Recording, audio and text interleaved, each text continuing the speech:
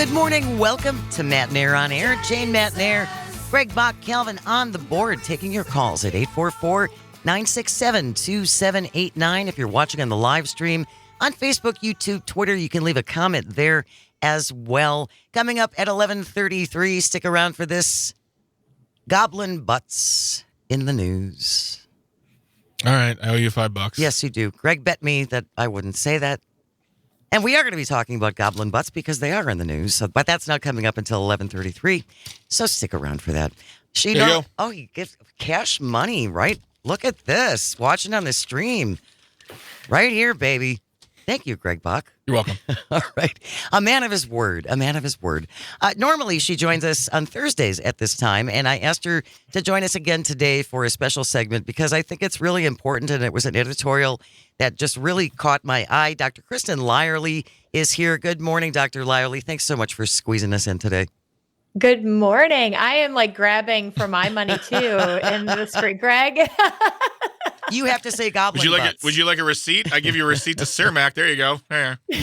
Goblin butts, goblin butts, goblin Oh butts. my God. All right. That is coming up at 11:33. But we wanted to talk about, there's an opinion piece in the New York Times called The Audacity of E. Jean Carroll, and it's written by Jessica Bennett. And it's a long piece, and we will include it in the show notes. But she starts off by saying, because she was in the courtroom the whole time when it came to what the damages were going to be that Donald Trump was going to have to pay E. Jean Carroll. She says, I couldn't stop thinking that this trial is also about something else. The value of a woman long past middle age who dared to claim she still had value. Just how radical was it for Ms. Carroll, 80 years old, to demand that she's still worth something? And that isn't something that had even crossed my mind, but I think it's such a valid question and such a valid piece about women's worth, especially as they age. There's so much in this piece. Right? And yeah. And, keep in mind that she was 52 when Donald Trump cornered her in a dressing room, pulled down her tights, and stuck his fingers in her vagina. So a lot of people know that she was sexually assaulted, but this is exactly what happened. This was a power play. This was something that commonly happens. Actually, more women are sexually assaulted in some way in this country than aren't. So this happens all the time. And she sat with this and processed and didn't know how to talk to her friends about it, didn't know how to feel about it. And now, all of these years later, what kind of courage does a woman like this have in her later 70s to be able to come out and share this story and know that she was going to become a target? Yes. I mean, it references her sleeping with a gun next to her bed because she found the courage to share this story that she couldn't have found when she was in her 50s. No. And she's even said that. She said, I was not emotionally equipped at that time to come forward. I wasn't prepared to open myself up to death threats and all kinds of other horrible things. So it takes time. And we've seen that with other survivors of sexual assault, that you don't go in the next day and say, here, in most instances, I think things have changed a little bit. But at that time, what E. Jean Carroll did was probably far more common than women ever reporting being assaulted. And I think it still tends to happen that way. I think younger people are more forthright about it because there's more information in the world. So if something happens to them, they are more likely to report it. But I think many, many rapes and sexual assaults go entirely unreported as we, the victims, are trying to figure out exactly what happened and how could that happen to me? And it happens to men and women. It does. Mm-hmm. And I've seen but it. Go on, doctor. I was going to say, but in this particular case, to your point earlier, Jane, and the whole point of the piece is now she's 80. And we're talking about sexual assault in an 80 50-year-old woman reflecting back to her 50s. Mhm. And this is not what we typically think about. We think about young people, people who are most likely to be raped and assaulted are under 25. And actually, many of them are still minors. So to think of this in the context of an older woman, even a perimenopausal or postmenopausal or an elderly woman, the way, how she is now in her 80s, it really changes the conversation.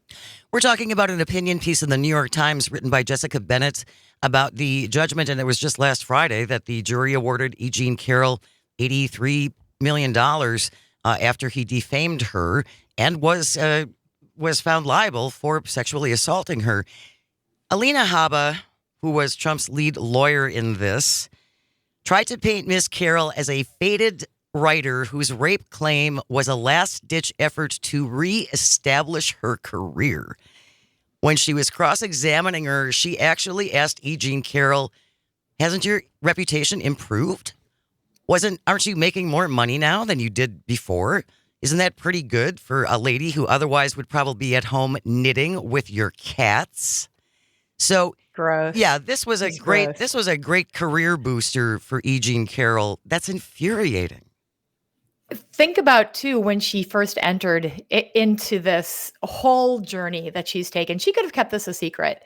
And there was never a guarantee that Trump would be convicted of this and that there would be any sort of a payout. So this was a huge chance that she was taking. And knowing the power differential, I mean, she was taking on the former president of the United States and accusing him of this. It's looking back now, it's like, well, she made all this money, but there was never, that's not why she did it. And that's, as you said, there's no guarantee she was ever going to get anything. And she's still opening herself up to death threats and sexual threats and all kinds of horrible things. And I have to, I mean, not being her or in the situation, growing up hearing the classic lines of, well, what were you wearing? Don't you think you were asking for it? Don't you think you were flirting a little bit? All those classic statements, what they're saying to her, they had to almost change it for her age and to say like, well, here's the thing did this really happen? I mean, you're fine, aren't you? You're older. Why are you doing this? That way of like almost convincing someone to not do it by using the classic lines. But now because she's much older, that's what they had to do is evolve them, if you will. Sure. You have to change the argument. Yeah. The author of this piece in the New York Times talked to Deborah Turkenheimer, who's a professor at Northwestern University. She's got a book out talking about why we don't believe allegations of sexual abuse. And she said that Trump's team was trying to show that E. Jean Carroll was already past her prime. She had withered on the vine. And so whatever was left of her was not enough to warrant hefty damages. Because again, apparently when women get old, we have no value and we're not deserving of anything. Ha!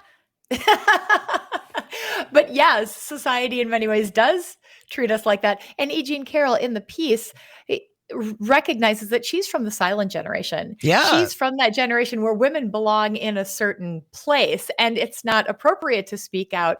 But, I've found, and I talk with lots of people about abortion these days, since the fall of Roe, people will approach me in public places, people who I don't know, and they're in their 60s, 70s, and 80s, and they're telling me their personal abortion stories. Wow. Or why they are advocating or why they are grateful for me being a voice. And I'm so proud of them because many of them have not shared these stories before because it was taboo in their generation to do that. So this is really, I think that's another reason why this story is so unique and so important, because rarely do we find someone from E. Jean Carroll's generation willing to come out with this sort of a story and take it as far as she rightfully did. Dr. Kristen Lyerly is our guest. A special segment. We're talking about an opinion piece in the New York Times about E. Jean Carroll, the $83 million judgment that the former president was ordered to pay out to her for defaming her. And it's essentially about what's a woman's worth, especially as we get older. Do we have any value at all? 844-967-2789. Stephen from Green Bay. Thank you for waiting. Stephen, thanks for joining us. What did you want to say? Hello, Kristen, and hello, Jane and Greg. So, hey, a couple Stephen. things about this. The first thing that I find a little interesting about this whole E. Jean Carroll thing is that not only was she sexually assaulted, but then she was defamed and basically called a liar when she came out and said she was sexually assaulted. That in and of itself is enough to make any sane person be like, oh my God, I cannot believe this is happening. But then you add that Trump got a lawyer who was also a female who tried defending Trump's actions and was a defense lawyer. Now, I know these lawyers make a lot of money taking on these clients, which I would, take a retainer if I was taking on Trump because he has trouble paying his bills in the first place. But the fact, when does money come into question when you're a woman yourself defending a guy who's sexually assaulted and, let's just be honest, raped? I know the right hates that word, but she was raped by Donald Trump. When does your morality come in and say, hey, I could make a lot of money off this, but at the same time, I'm also a woman, and she should have really, in my opinion, she shouldn't have took the case. That's just my opinion. The whole situation is sad. It does happen a lot to both, men and women. But the fact that she's a woman herself, come on, man.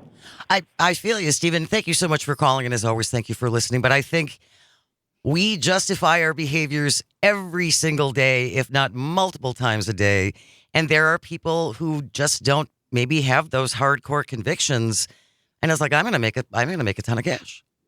It's that exceptionalism, like all of those other women, but I'm special, or all of those other people, but I'm different than that. Right. And puts you in a different category and makes you feel like you don't have to play by the rules. Or people say, people will understand why I did this. Mm-hmm. They'll understand why it's fine. I'm fine. Right. I'm fine.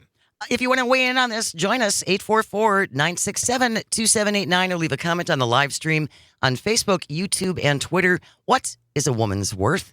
You're listening to Matt Nair on air. This is the Civic Media Radio Network.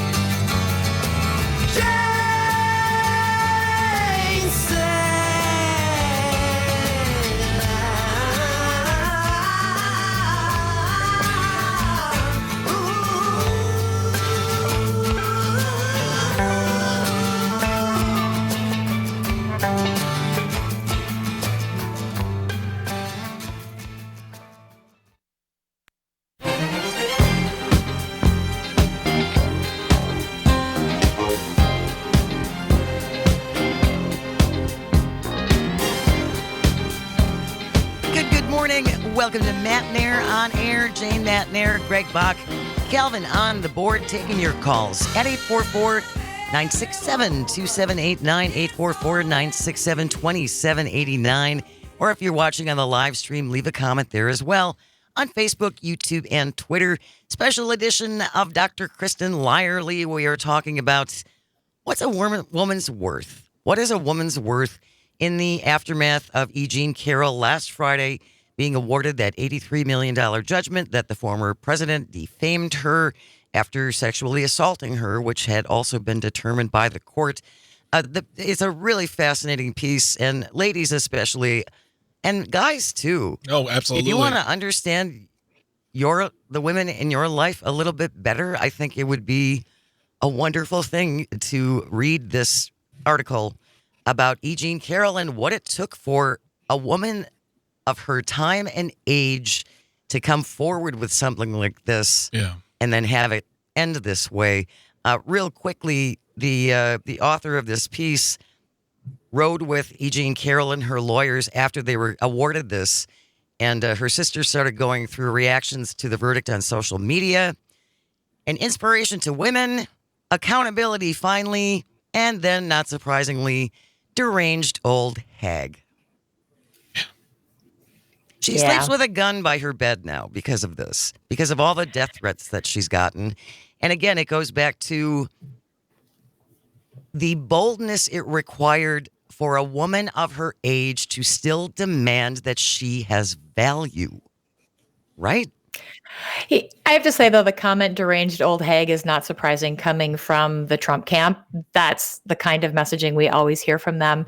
But, to contrast Trump's lawyer with this incredibly brave person, Trump's lawyer is a young person who fits all of society's definitions of what a vibrant woman should be. Yes. And once women reach that perimenopausal, postmenopausal time in their lives, and they don't have their reproductive potential anymore, it's funny how their value declines with their reproductive potential. Yeah. So I'm only as valuable depending upon how many eggs I have left. Now we're going back to eggs, Dr. Lyerly.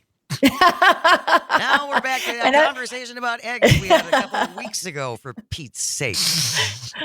That's right. It's all about your eggs. We had a couple of texts come through. Mark from the SAC. Did Scott Walker make some comment that you get over the trauma of such assaults after just a few weeks? He did. In 2015, when they were proposing the abortion ban at 20 weeks, he said that rape and incest is something that the mother just worries about for a few weeks, and then it goes away. Of course, like it COVID does. in April, it just starts. The warmth takes it away. The trauma, well, for him, it does. The trauma just dissipates. And then Mark from the SAC also said, I know women who have told me their stories and sexual assault leave scars that in some cases are still open wounds that have lifelong effects. Such assaults can cause actual rewiring of the victim's brain, leading to addiction and mental health issues.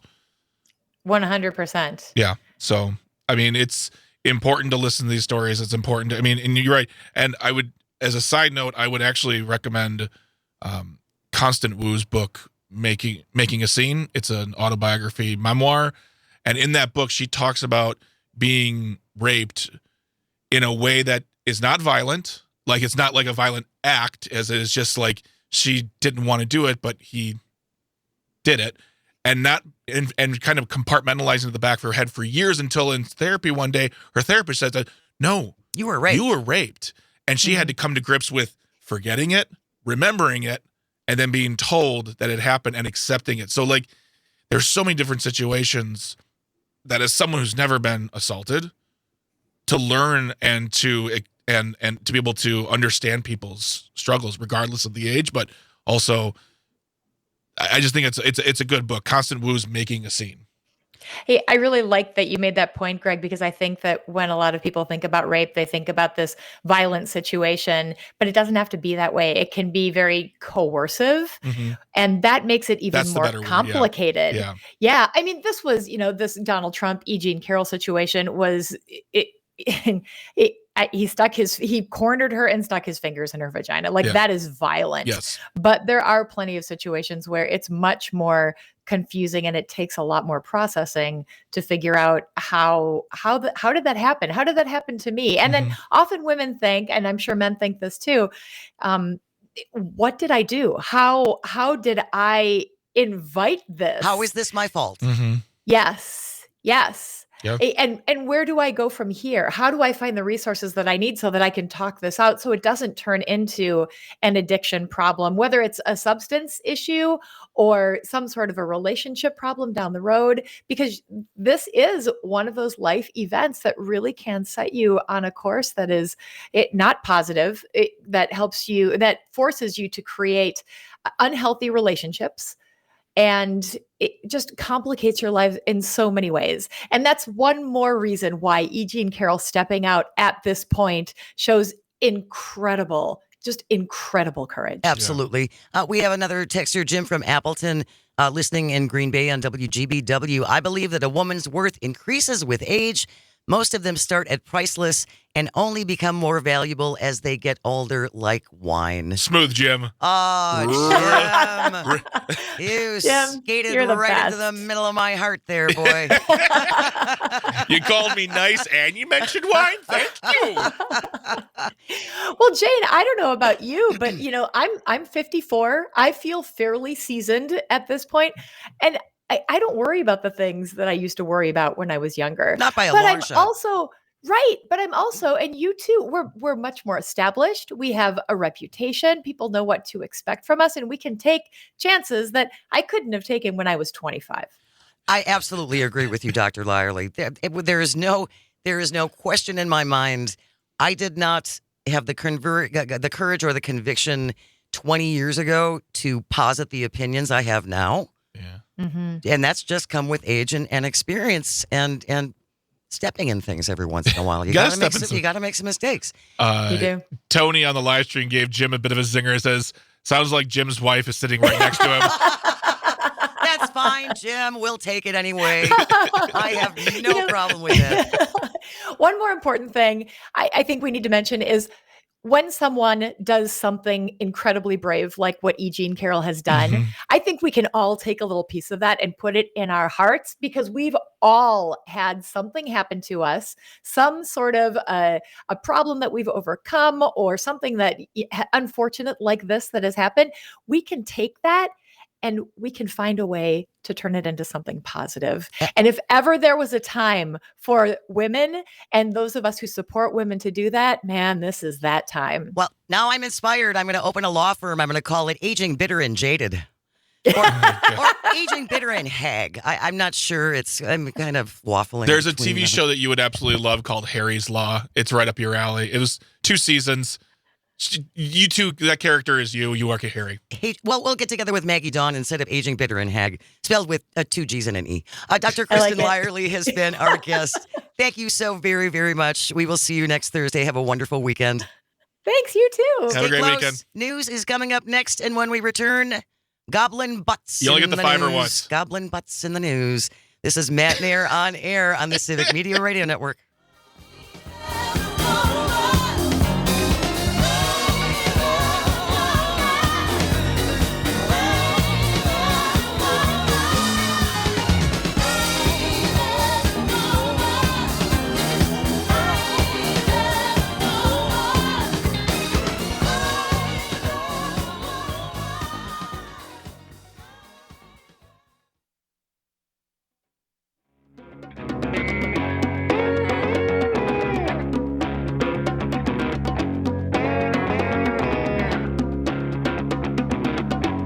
Good morning. Welcome to Matt Nair on air. Jane Matt Nair, Greg Bach, Calviente on the board, taking your calls at 844-967-2789, 844-96.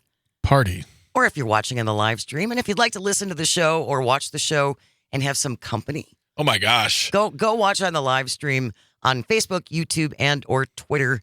There's always a whole different party going on in their whole messaging system. It's so much fun to watch. Go find your brand new friends. Absolutely. We usually we'll post some live stream comments because there'll be comments on the thing happening, but they're just having a conversation about what's happening. So I almost want to be like, I could post this, but it's like out of context. Go on the live stream. See for yourself. Facebook, YouTube, and Twitter. Shout out to everybody in Eau Claire listening on 95.5 The Tap and on WRJN in Racine. Shout out Racine. And if you want to join us, 844-967-2789. Goblin Butts in the news. We're just gonna let that hang in the air, aren't we? Moms for Liberty. That's yeah. Well, actually, in light of recent actions in Florida, yes, they do work fit together. Yep. Moms for Liberty has decided that several classic children's picture books are now pornography. Pornography Pornography. Why? because of naked goblin butts. Naked goblin butts. That is among one of the books that they have a problem with. It's called Unicorns Are the Worst, which actually won the Florida State Children's Literature Award. Is that an award worth achieving in Florida? I feel Not like, anymore. Yeah, I was gonna say. But apparently in this pornographic book, Unicorns Are the Worst, the main character is a goblin Mm-hmm. and is shown with his little goblin butt on the cover of the book. His goblin took us. His little goblin took us, which is a cartoon Yep. because goblins don't exist. Well, let's think about this for a second. When you draw something, and I don't know, I haven't seen the book, so I don't know exactly what it looks like, but my guess it's one line in the middle to separate the legs, and then a curved line for the tuchus. That's pretty close. You were upset over 3 to 4 lines. That's pretty close. That's what you... So What is the solution?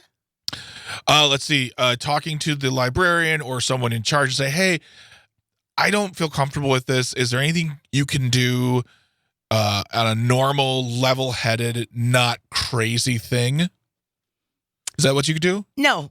Oh. You do the crazy thing and you draw over the offending artwork.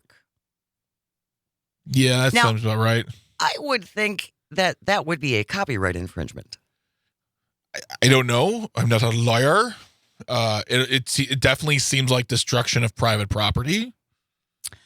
Another book that she was very unhappy about is Draw Me a Star by Eric Carlisle. He's the same person who wrote The Very Hungry Caterpillar. Oh. I'm assuming in that book, the caterpillars are naked. Oh, there's just caterpillar butt everywhere. But in this Draw Me a Star, there are so few features distinguishable on these nude adults. Yeah. You can tell that one is female because it has longer hair. There's really nothing other. There are no distinguishing genitalia or anything that would lead you to. But no, so she said she's okay if they draw on board shorts on the male figure and then draw on a bikini on the cartoon female body. Put some swim trunks and a pair of Tevas on that guy, man. His butt's showing. 844-967-2789. 844-96. Party. I'm 'Cause just it's a party curious today. if you have thoughts about goblin butts. Are you worried about goblin butts Okay. affecting your children? Folks, Yes. do you have an opinion on goblins with their butt showing? Because the way you said it, I don't want to get some of those calls. I don't need it that early in the morning. I don't even know what I said. No, you're fine. You're good. This is Keep it clean. That shouldn't be hard. Are Moms for Liberty is Moms for Liberty, because it's a singular organization. Is Moms for Liberty eventually going to crazy themselves out of existence? Like this is pretty ridiculous. Yes, it is. What is the next ridiculous step they take that will make it seem like, oh, they can't exist anymore? But as long as they still have people who are backing them up and doing what they want. Or even worse, someone says this doesn't go, Moms for Liberty doesn't go far enough. The woman who submitted these challenges to these books says she believes the depiction of nudity is harmful to minors. The first law relates to obscenity and prevents showing minors any nudity or sexual conduct. The second law allows any state resident, and it can be anybody, to demand libraries remove any book that depicts or describes sexual content. And again, what was she concerned about? Goblin butts. What did she zero in on? Goblin butts. Now, drawing over the pictures is not cool. No. Requesting the library thing, that also is like, dude, get a grip. But at least that is a mature, law-abiding process. Like, you're going to be like, hey, this has this. I don't like it. Get rid of it.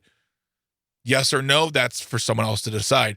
But going through the books and drawing all over them, I mean, is she going to tear out the pages of the Bible that has some pretty steamy talk in there? Doubt it. That book gets an exception. Well, it's teaching the kids. That book gets an exception. Yeah.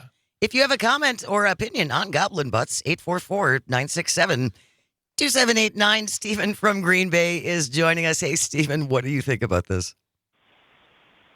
I didn't know that they made a book with Scott Walker's backside on it. Oh! Hey-oh! Stephen for 2 points. With that being said, hey, Moms for Liberty, I got something you can actually be mad over, and that's, your child being, exposed to child predators online. Why don't you do something about that, since you're moms and you're looking for liberty? Oh. What? Well, I mean, and I'm telling you what, Stephen, there's other things going on in Florida that Moms for Liberty should be all upset about, including the whole Christian Ziegler thing. which we've gotten away from for the last couple of weeks. Yeah. But don't forget, his wife is Moms for Liberty on a school board. He was the head of the Florida GOP until, whoopsie, that whole little info about the three-way they were having Yeah. with another person. And so you would think that if you want to get outraged about something, that would be something to be outraged about, not a fictional goblin behind. Using the classic line that you say, good for thee, not for me. Yeah. It's just, thank you so much, Stephen. Really appreciate it. I go back to, and we've had this discussion before, Greg, if you want to challenge a book, Mm-hmm. then you have to read it and you write a book report on it Yes. and you submit it. I like that idea a lot. You don't just get to say, I don't like these 97 books. They need to be reviewed. I think they should have to come up with some, I want a book report. Yeah. I am currently reading a book about outrage, and we'll talk more about it. Hopefully, I would like to get the author on the show. But one of the things that you come across a lot in this book is people saying, down with this show, down with this book, down with this movie. And then you're like, and then they go back and they'll talk to these people to show that they were fed lines from interest groups and think tanks. Because when they would go back, they'd say, well, you wrote this letter saying, take this TV show off. Right. Oh, I never watched the show. I just heard that it was bad. I just heard it was bad, so I just wrote the letter. I don't know anything about it. She's probably never read these books. I would imagine you're right. I mean, that's most of the. They're getting their marching orders from someone. That's the case with most of these things. It's these not are- organic. No, they're ill-informed, but they love the outrage. They need the attention. They need that thing in their life that says, I'm important. So now we have a woman who's literally drawing on cartoons to try to make people think that she's important. Dexter from the 920 listening in Madison on WMDX. So does that mean no more Where the Wild Things Are? That would suck. I mean, Mhm. well, all those creatures are naked, aren't they? In Where the Wild Things Are? But they're furry. I haven't read that in a while. That but was Patrick from Watertown. They're all furry, I believe. But they also have butts. Exactly. They have butts. And we can't have that. Everybody poops. Mark from the SAC, this is the same group. Think from the right that always claims that liberals are looking for something to be offended by. It's true.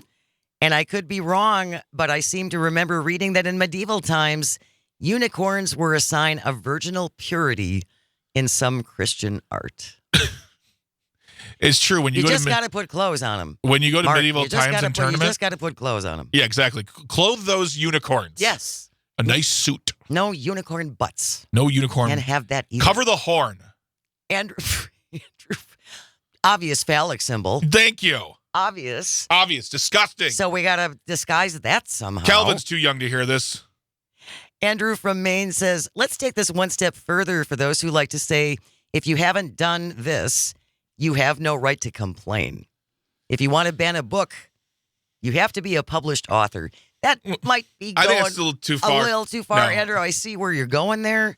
I like the idea of what Jane says, and we talked about this before. If you want to ban a book, you have to sit down, read it, think about the context, and explain to someone, us, whatever, why you want that book banned.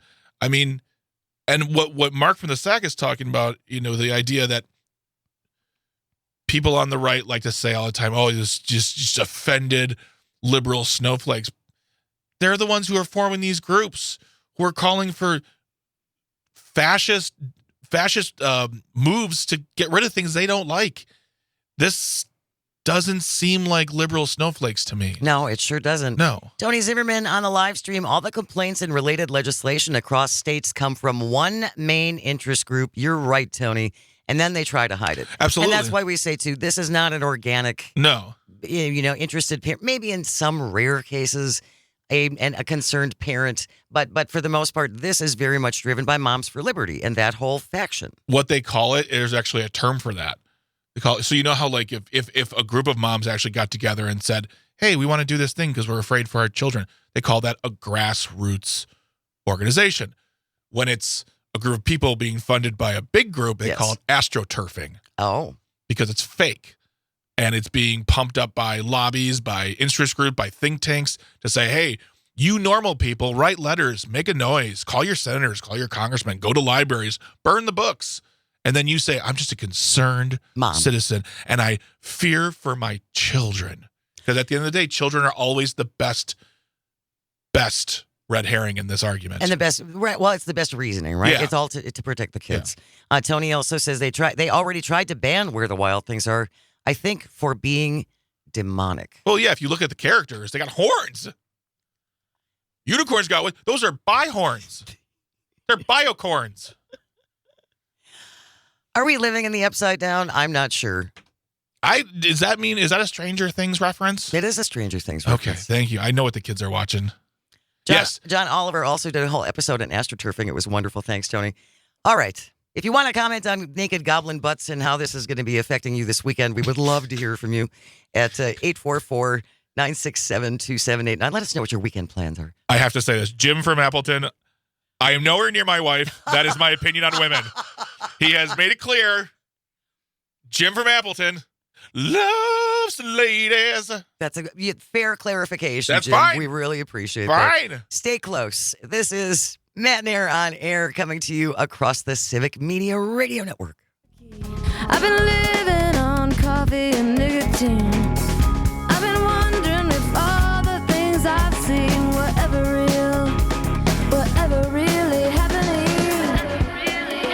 Every day is a winding road. I get a little bit closer.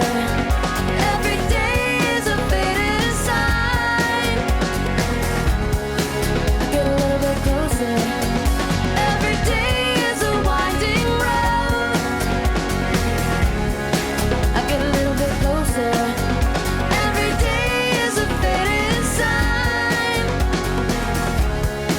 I get a little bit closer to feeling every day is a winding road.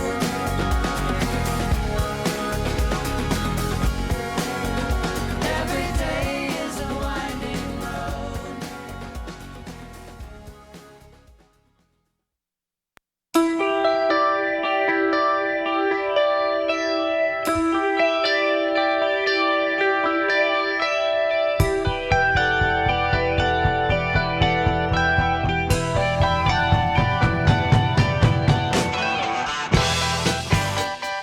Good morning.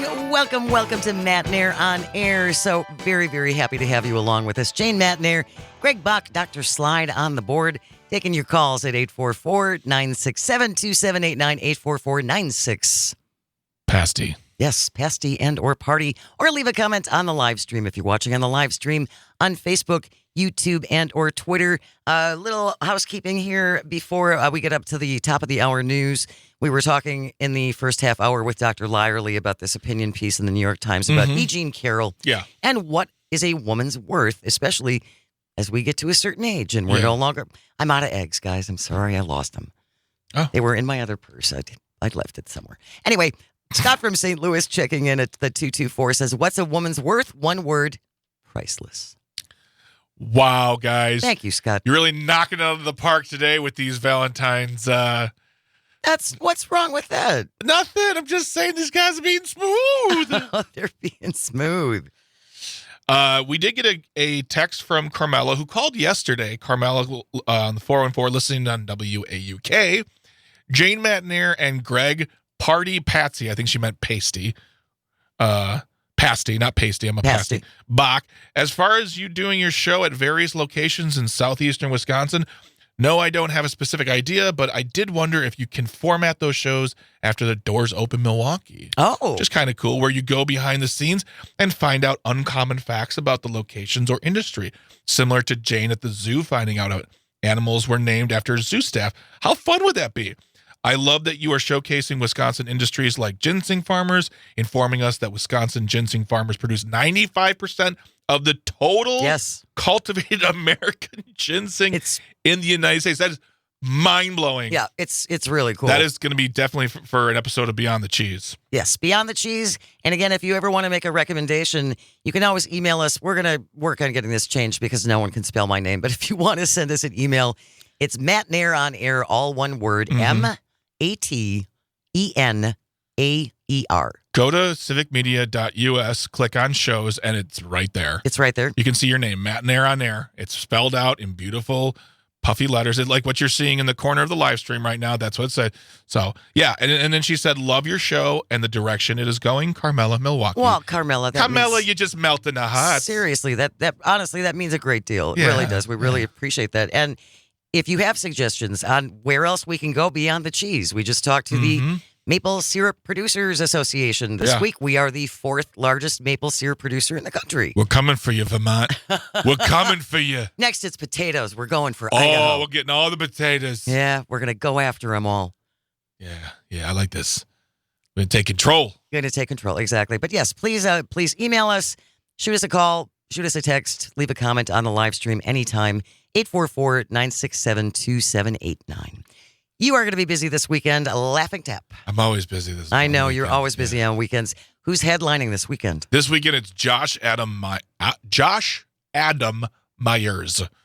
3 names.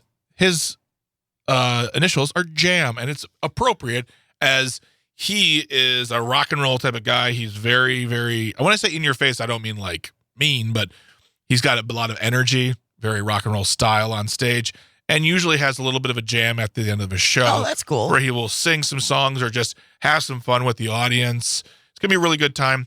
I'm pretty sure that the tickets for tomorrow's early show are sold out. There might be a couple left. Those Saturday earlies go quick. Yeah, don't they go very, very quick. That's when people my age go. Yeah. We go to the first show. Yep, Saturday early is sold out, but Friday tonight and on Saturday late are available. So laughingtap.com for your tickets. $22 online, $25 at the door, no drink minimum. That's big. It's big, but I did have a guy say to me last week, he goes, that's too expensive. I'm like, all right, I hope you don't go to other comedy clubs. No dissing them, but you will pay more. I don't think that's a lot of money to pay for a comedy show. I really don't. And again, if you're going to do that and then you're going to go to a place where they have a 3-drink minimum and they're going to charge you, what, $9 to $12 a pop? At least, yeah. Laughing Tap is a good deal. Thank you. So come on down, Laughing Tap. If you come out to a show this weekend, you can see me at the door. Here's a fun story. Not a fun story, but here's what happens all the time. Everyone thinks I'm the doorman because I sit there and I welcome you in. I check your tickets. I seat you. I'll check IDs. So I'm fulfilling all the roles of a doorman. Okay. Door person. Sorry, liberals. And whenever they say that, they'll be like, oh, you the doorman? I always say, yep. I never give them my title. Never correct them? Never. I let them think I'm the doorman, that I'm just a bouncer. I've gotten bouncer before. You're the bouncer here? I'm like, yeah, that's me. That's what I do. I'm the bouncer. And why? Because I love... Why the secret identity? Not like a tee-hee-hee twist my mustache, but their judgment of what I am to what I look like, I just revel in that because they look at me, they don't think business owner, comedian, whatever. They just say, oh, that guy's a big dude with a beard. He must be the doorman. That's really interesting. Yeah. So I just let them live with that fantasy. Even in this day and age, though. Yeah. That's the funny thing is you don't have to be a woman or a person of a marginalized group to just be stereotyped. We stereotype all the time. Happens all the time. I'm a big dude with a beard. I'm a doorman. And then when I throw them out, they'll say, I want to talk to the owner or the manager. I'm like, hi. That's nice me. to meet you. That's me. Well, and I think it would be interesting also to find out how they treat you. You know, if they knew you were the owner, would they treat you differently than assuming that you're the bouncer? Yeah, I don't know if they would. Honestly, most people when they come in, they're trying to crack jokes with me, and I'm like, let's not do this. Don't try to out comedy me. Yeah, I'm tired right now, and I just want to go. I want this show to start. Calvin says, you look like a comedy club owner to me, Craig. Aw, thanks, Calviente. Calviente. LaughingTap.com. Yep, for your tickets. Come on down. High five. Meet Greg. And we'll have a good time. Have some fun. Yeah. Don't forget tonight to hockey, Minnesota at Wisconsin. That starts at 6:30. You can listen on WRJN in Racine, 1400 AM and 99.9 FM in Kenosha on 98.1 FM. Thank you to Kristen Lyerly. Thank you to John Russell. Thank you, Greg and Calvin, for joining us. Thank you, everyone, for listening and for calling and texting. It means the world. I hope you find some joy over the weekend and you have the chance to share it. Stay with us. News is next on the Civic Media Radio Network.